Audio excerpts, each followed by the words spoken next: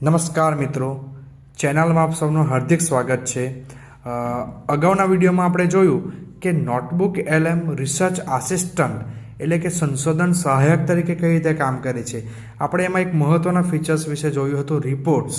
તો રિપોર્ટ્સની મદદથી આપણે માહિતીને કેવી રીતે સમરાઇઝ કરી શકીએ, કેવી રીતે માહિતીને સરળ બનાવી શકીએ અને કેવી રીતે સંશોધનની માહિતીને વ્યવસ્થિત ગોઠવણી કરી શકીએ, તો તેના વિશે જોયું હતું।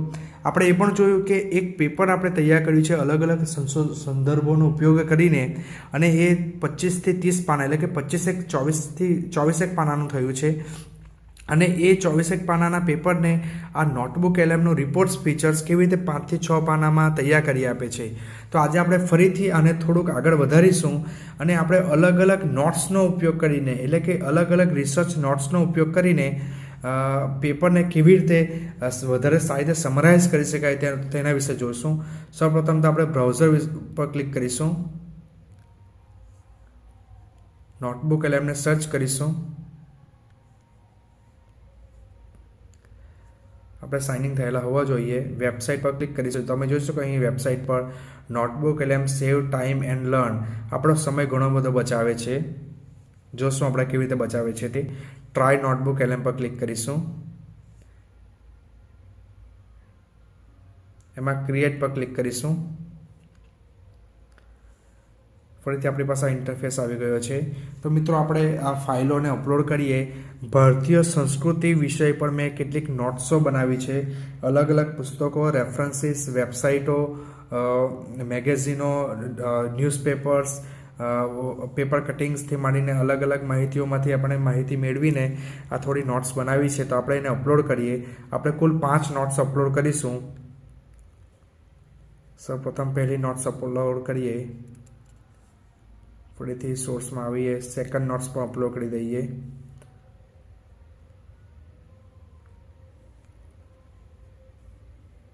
ફરીથી એડ સોર્સમાં આવીએ, ત્રીજી નોટ્સ પણ અપલોડ કરીએ।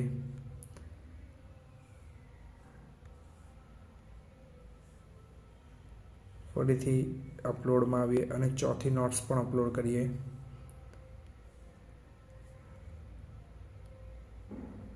ફરીથી અપલોડમાં આવીએ અને 5મી નોટ્સ પણ અપલોડ કરીશું। તમે મિત્રો જોઈ શકો અહીં 5 નોટ્સ આપણે અપલોડ કરી છે। મિત્રો, આ નોટ્સ અપલોડ કરવા સિવાય આપણે વેબસાઇટો પરની લિંક પણ અપલોડ કરી શકીએ, ડ્રાઈવમાંથી પણ અપલોડ કરી શકીએ, કોઈ ટેક્સ્ટને કોપી પણ કરી શકીએ, કોઈ ઇમેજીસ પણ અપલોડ કરી શકીએ, કોઈ ઓડિયો પણ અપલોડ કરી શકીએ અને એના પરથી પછી સમરીઝ બનાવી આપે છે। તો મિત્રો જોઈ શકો અહીં 5 આપણી નોટ્સ અપલોડ થઈ છે। ચેક કરીએ।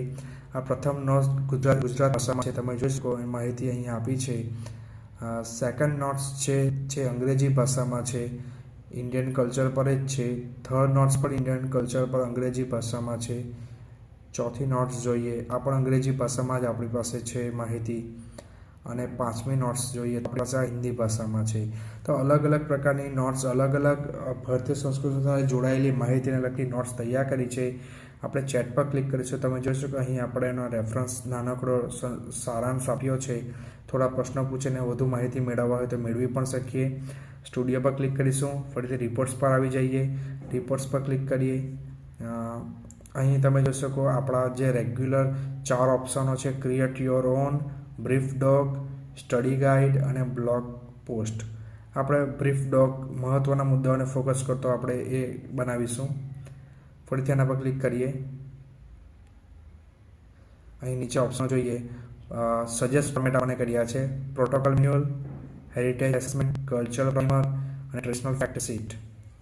તો આપણી પાસે આટલા ઓપ્શનો છે, એમાં આપણે આ ઓપ્શનનો ઉપયોગ કરીએ છીએ ફેક્ટ શીટનો, કારણ કે સાયન્ટિફિક પ્રિન્સિપલ અને ભારતીય સંસ્કૃતિ સાથેનું જોડાણનું એક સરસ મજાનું પેપર આપણે બનાવી શકીએ। તો જોઈએ માહિતીને, અને આની સાથે આપણે ફરીથી ક્રિએટ યોર ઓન, આપણે નવા આપણા જ મુદ્દાઓ પર બનાવડાવીએ। તો આપણે એને આ મુદ્દાઓ આપ્યા છે, તો આ મુદ્દાને ધ્યાનમાં રાખીને જોઈએ કેવી રીતે જનરેટ કરે છે। ફરીથી ક્લિક કરીશું। આપણે આ બન્યું છે, તમે જોશો બ્રીફ ડોક સારાંશ આપ્યો છે।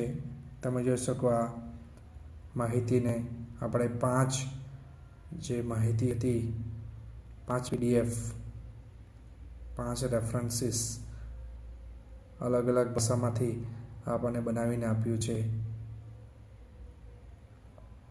અને નિષ્કર્ષ પણ આપણને આપ્યો છે. તમે જોઈ શકો બ્રીફ ડોગ આપણા 5 સોર્સમાંથી ઉપયોગ કરીને આપણને બનાવ્યો છે.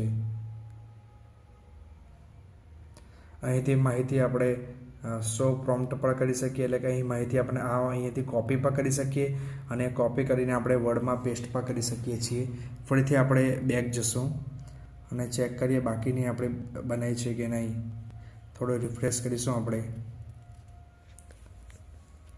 ફરીથી સ્ટુડિયો પર ક્લિક કરીશું. મિત્રો થોડો સમય લાગશે, ત્યાં સુધીમાં આપણે ફરીથી રિપોર્ટ્સ પર આવીએ. તમે જોઈ શકો અહીં આ બ્લોગ પોસ્ટ પર આપણે ક્લિક કરીએ.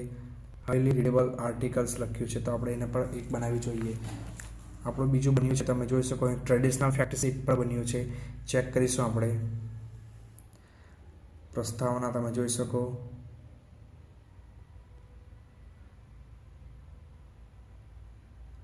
તમે જોઈ શકો આપણને સરસ મજાની માહિતી એમણે વ્યવસ્થિત રીતે ગોઠવીને સમજાવી છે.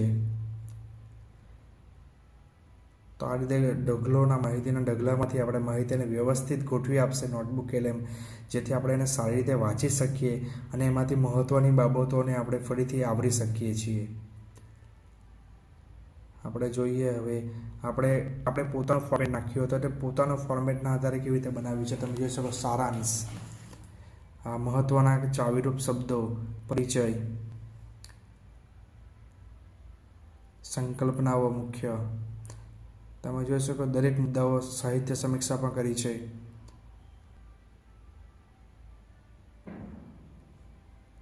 વર્તમાન સમયમાં મહત્ત્વ પણ કીધું છે અને નિષ્કર્ષ અને સૂચનો પણ આપણને આપ્યા છે.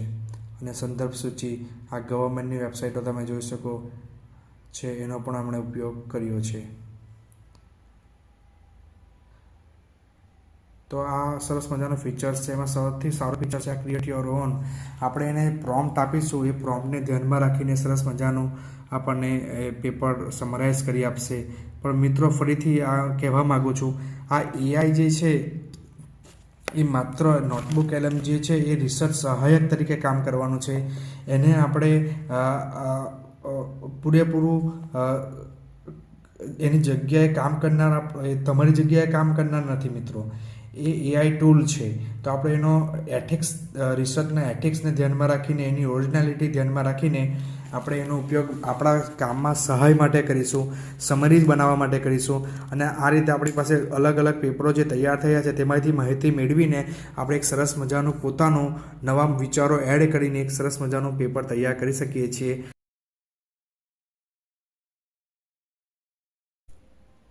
તો મિત્રો આશા રાખીએ કે આ વિડીયોની મદદથી તમને ખ્યાલ આવ્યો હશે કે રિપોર્ટ્સની મદદથી આપણે અલગ અલગ રીતે સોર્સનો ઉપયોગ કરીને માહિતીના આધારે સમરી કેવી રીતે તૈયાર કરી શકીએ અને એના આધારે આપણે આ રિસર્ચ આસિસ્ટન્ટ તરીકે આ નોટબુક LM આપણને કઈ રીતે ઉપયોગી છે. તો આ વિડીયો જો તમને ગમ્યો હોય, આમાંથી તમને સારી એવી માહિતી મળી હોય, તો આ ચેનલને તમે લાઇક કરજો, સબસ્ક્રાઈબ કરજો અને કોઈ પ્રશ્નો હોય તો તમે કમેન્ટ સેક્શનમાં લખી શકો છો. Thank you so much.